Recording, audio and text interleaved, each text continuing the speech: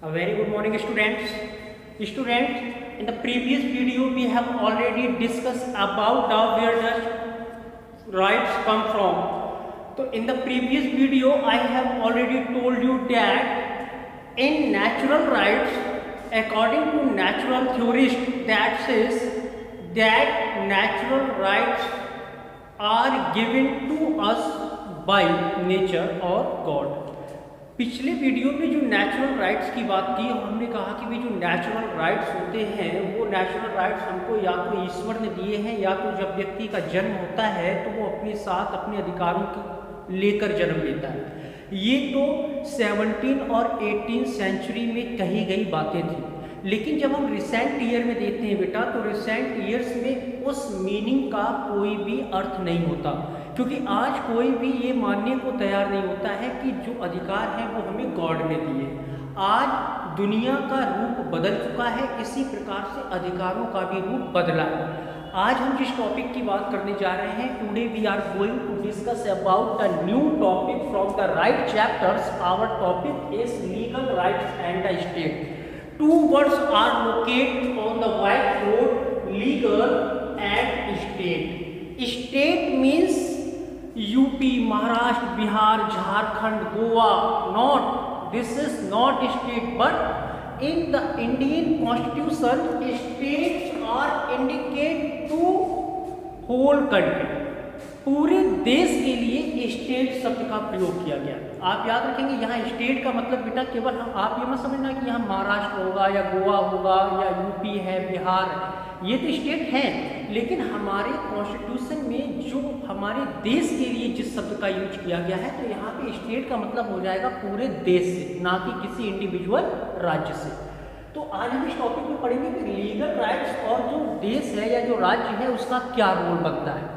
तो देखिएगा, हमने पिछले वीडियो में भी आपको कहा था कि जो ह्यूमन बीइंग्स होता है वो ह्यूमन बीइंग्स के नाते क्या करता है, कुछ राइट्स की डिमांड करता है। क्यों? क्योंकि वो उस सोसाइटी में रहता है और ये डिपेंड करता है नंबर ऑफ फैक्टर्स कि उस सोसाइटी में कितने लोगों की संख्या में लोग इस राइट्स को डिमांड कर रहे हैं। तो उस डिमांड के माध्यम से जब उसको लीगल रिकॉग्नाइज किया जाएगा बाय कॉन्स्टिट्यूशन, बाय गवर्नमेंट के द्वारा या बाय स्टेट के द्वारा, तब हम उसको कहेंगे कि ये लीगल राइट है। कहने का मतलब ये है कि जैसे हमने मान लीजिएगा राइट टू एजुकेशन ने मांगा कि वे हमारे लिए प्राइमरी एजुकेशन प्रोवाइड कराए गवर्नमेंट, तो क्या गवर्नमेंट ये कह देगी कि हाँ ठीक है भाई हम आपको प्राइमरी एजुकेशन प्रोवाइड कराएं? केवल कहने से नहीं होता है। क्यों? क्योंकि हम क्यों कहते हैं कि ये हमारी फंडामेंटल राइट्स हैं। क्यों? Because that fundamental rights recognise by the Indian constitution.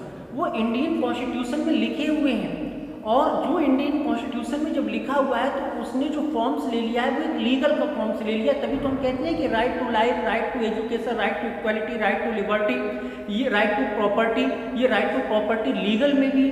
तो क्यों कहते हैं इन अधिकारों के लिए? क्यों? क्योंकि that rights are recognise by law, by state, by constitution, so that is called legal rights.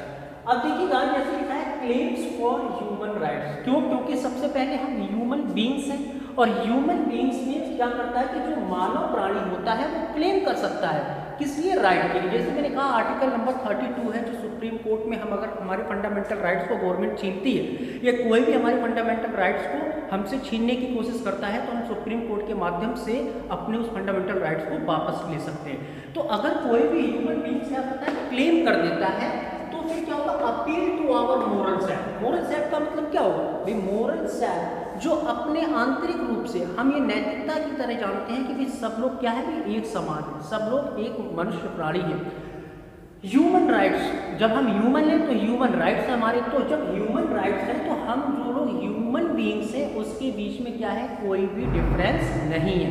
तो जब डिफरेंस नहीं है तो हर ह्यूमन बीइंग्स अपनी ह्यूमन राइट्स के लिए क्या कर सकता है, अपील कर सकता है। अब क्या कह रहा है कि the support of government and the law, कि जो हमको राइट्स मिले हैं वो राइट्स ऐसे ही नहीं मिल गए कि गवर्नमेंट ने कह दिया जाओ कि हमने आपको ये राइट्स दे दिया और उसकी कोई कहीं पर कोई चर्चा नहीं की गई, कहीं पर उसको लीगल रूप नहीं दिया गया है तो वो राइट्स नहीं कहलाएगा। तो कह रहा है कि राइट्स वो राइट्स कहलाते हैं जब वो सपोर्ट होता हो, किसके द्वारा? ऑफ गवर्नमेंट, सरकार का उसके ऊपर सपोर्ट हो, और एंड द लॉ, और उसको कानून के द्वारा सर्टिफाइड किया गया हो, तब हम कहते हैं कि दैट इज आवर राइट। क्या होगा? Support of the government and the law, यानी उस अधिकार को सपोर्ट किया गया हो गवर्नमेंट के द्वारा और लॉ के द्वारा।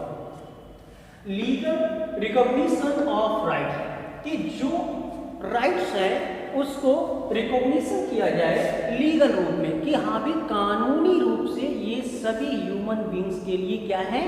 राइट है। अभी आगे देखिएगा, जो भी एग्जाम्पल होगा उससे आपको बिल्कुल सटीक हो जाएगा कि भाई व्हाट इज लीगल राइट। यहाँ पे है constitution highest law of the land. हम जानते हैं कि भी as we know that Indian constitution is largest and biggest constitution of the world. और अगर हम स्पेशली इंडिया की बात करते हैं तो ये हाईएस्ट लॉ है, सबसे बड़ा कानून कहाँ पे है? ऑफ द लैंड, इस पृथ्वी पर। जो हमारी पृथ्वी है, कहने का मतलब भाई हमारे देश का कॉन्स्टिट्यूशन पूरे और ओवर लैंड नहीं होगा, केवल हमारे देश के ऊपर। हमारे देश में जो सबसे बड़ा है वो क्या है? कानून। कौन सा है? Constitution. Constitutional recognition of certain rights gives them a primary importance. Main चीज देखिएगा, जो यहाँ पे प्राइमरी इंपॉर्टेंस दिया गया है, ये प्राइमरी इंपॉर्टेंस क्या होता है कि भी कॉन्स्टिट्यूशनल रिकॉग्निशन जो रिकॉग्नाइज किया गया है संविधान के द्वारा, इस संविधान में उस अधिकार का क्या किया गया हो? डिस्क्रिप्शन किया गया हो, तो हमने कह दिया कि भी वह अधिकार का कॉन्स्टिट्यूशनली रिकॉग्निशन है। Of certain rights gives them, जो उनको मिला है, किसको? नागरिकों के लिए, सिटीजन के लिए, वो कॉन्स्टिट्यूशनल के माध्यम से उसको रिकॉग्नाइज किया गया हो। अब प्राइमरी इंपॉर्टेंस, जो हमारी मूलभूत आवश्यकताएं हैं, जो महत्व की बातें हैं, उसको, उस राइट को किसके द्वारा सर्टिफाइड किया गया हो? कॉन्स्टिट्यूशन के द्वारा। अब जैसे यहाँ पे एक एग्जांपल दिया बेटा, इसको देखिएगा, look at the white board. Bill of rights and second is fundamental rights. Bill of rights, this is the just like example of UK United kingdom and USA United state of America. America के संविधान में वहाँ पे bill of rights के माध्यम से fundamental rights America के citizens को प्रोवाइड कराए गए। पूछ लेता है कभी कभी कंपटीशन में कि बिल ऑफ राइट्स कहाँ से लिया गया, या बिल ऑफ राइट्स के माध्यम से फंडामेंटल राइट्स को किस देश के सिटीजन को दिया गया, तो आपका आंसर होगा यूएसए। जबकि हमारे यहाँ क्या है, इसी से हमने एग्जाम्पल लिया बिल ऑफ राइट्स से, और फिर हमने क्या किया? फंडामेंटल राइट्स अपने देश के सिटीजन के लिए अपने कॉन्स्टिट्यूशन में उसको जगह दी। तो there are only 6 types of fundamental rights in our constitution which is provided by the constitution of India to the people. जो हमारे देश के लोगों को मूल अधिकार दिए गए हैं, फंडामेंटल राइट्स दिए गए हैं, वो फंडामेंटल राइट्स की संख्या 6 है, और वो हमने बिल ऑफ राइट्स यूएसए के संविधान से प्रेरणा लेकर वो अपने देश के नागरिकों को हमने फंडामेंटल राइट्स दी। अब देखिएगा, इन सब चीज़ों का हमें यूँ तो पता लग गया कि भाई जैसे एक तो लीगल, अर्थात जो हमको अधिकार मिला है वो लीगली होना चाहिए, कि हम उस अधिकार को पाने के लिए जब उस पर लीगली स्टैंप लगी होगी तो हम कोर्ट भी जा सकते हैं कि भाई दिस इज आवर राइट्स, ये हमारा अधिकार है।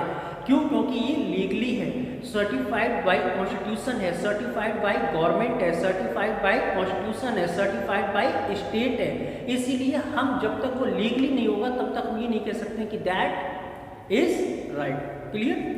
और स्टेट की भूमिका क्या है? क्योंकि कॉन्स्टिट्यूशन है या हमारे यहाँ कोई भी लीगली चीज़ बन रही तो वो सर्टिफाइड होगी स्टेट के माध्यम से, अर्थात देश के माध्यम से, हमारे देश की गवर्नमेंट के माध्यम से। अब जैसे हम ये कहते हैं बेटा right to life, right to education, भाई हमने ये पढ़ा है कि ये हमारा एक फंडामेंटल राइट्स है कि भाई राइट टू एजुकेशन। अब राइट टू एजुकेशन का मतलब ये थोड़ा कि भाई हमने कह दिया भाई ये मेरा अधिकार है कि मुझे प्राइमरी तक की एजुकेशन फ्री में दी जाए। तो भाई हम जब डायरेक्ट गवर्नमेंट से कहेंगे जाके भी हमारे लिए आप प्राइमरी एजुकेशन की एजुकेशन फ्री करिए, तो आपके कहने से आपके घर पे किताबें आ जाएंगी, स्कूल आ जाएगा, नहीं, ऐसा नहीं है। कि आपके घर पे स्कूल आ जाए, आपके घर पे कॉपी किताबें आ जाए, गवर्नमेंट तो आपको प्रोवाइड कराए, नहीं। इसका क्या होगा कि एक स्ट्रक्चर बनाएगी गवर्नमेंट। क्यों? क्योंकि वो कॉन्स्टिट्यूशन के अकॉर्डिंग चल रही है और कॉन्स्टिट्यूशन में हमारे इस राइट टू एजुकेशन का डिस्क्रिप्शन किया गया है। तो गवर्नमेंट क्या करती है कि स्ट्रक्चर बनाती है और वो स्ट्रक्चर ऐसा बनाती है कि वे एक तो लोगों को क्लास फर्स्ट से लेके क्लास ईयर तक की एजुकेशन प्रोवाइड कराए। उसके लिए क्या करती है, मिड डे मील चलाती है, टीचर्स अपॉइंटमेंट करती है, स्कूल खोलती है, कॉलेजेस खोलती है। क्यों? क्योंकि ये एक राइट है और ये रिस्पॉन्सिबिलिटी बनती है गवर्नमेंट की कि वो अपने देश में बच्चों को कक्षा 1 से लेकर क्लास ईयर तक प्रोवाइड कराए एजुकेशन को, जो प्राइमरी एजुकेशन है। क्यों? क्योंकि ये राइट हमारा जुड़ा हुआ है राइट टू लाइफ से। राइट टू लाइफ से क्या है भाई, हमने ये कह दिया कि सबको जीवन जीने का अधिकार है। भाई हम किसी के जीवन को मार नहीं सकते। फॉर एग्जाम्पल क्या करते हैं कि भाई राइट टू लाइफ में हमने ये दे दिया, तो गवर्नमेंट ने क्या किया, एक प्रोटेक्शन करने के लिए हमको पुलिस भी दी। हम डायरेक्ट पुलिस से अपना काम नहीं करवा सकते। क्यों? क्योंकि पुलिस की एक रिस्पॉन्सिबिलिटी बनती है कि वो नागरिकों को क्या करे, प्रोटेक्ट करे, अर्थात उसकी रक्षा करे। हमारे कहने से कुछ नहीं होता है। क्यों? क्योंकि कॉन्स्टिट्यूशन में स्टेट के माध्यम से जो पुलिस की रिस्पॉन्सिबिलिटी बनती है वो सिटीजन की प्रोटेक्शन के लिए बनती है, उसकी रक्षा के लिए बनती है। तो पुलिस खुद जानती है अपनी रिस्पॉन्सिबिलिटी, वो खुद सिटीजन की क्या करती है, प्रोटेक्शन करती है। अब आप ये कहेंगे कि सर केवल प्रोटेक्शन से हमारा जीवन सुरक्षित हो, भी जीवन जीने के अधिकार में हमें ये भी पता है कि भी हमारे लिए साफ पानी भी मिले, जिससे हमारा जीवन सही सलामत आगे चलता है, हमको कोई रोग ना पकड़े, हमको पौष्टिक आहार भी मिले। तो इन सब चीज़ों की जो फैसिलिटी होगी कि भाई क्लीन वाटर है या हमारे लिए न्यूट्रिएंट फूड की ज़रूरत है, तो आपने देखा होगा कि पेयजल जो साफ़ होता है, ड्रिंक वाटर होता है, वो भी गवर्नमेंट क्या करती है, एक जल निगम बना दिया है, उसके माध्यम से लोगों को पानी भी सप्लाई करती है।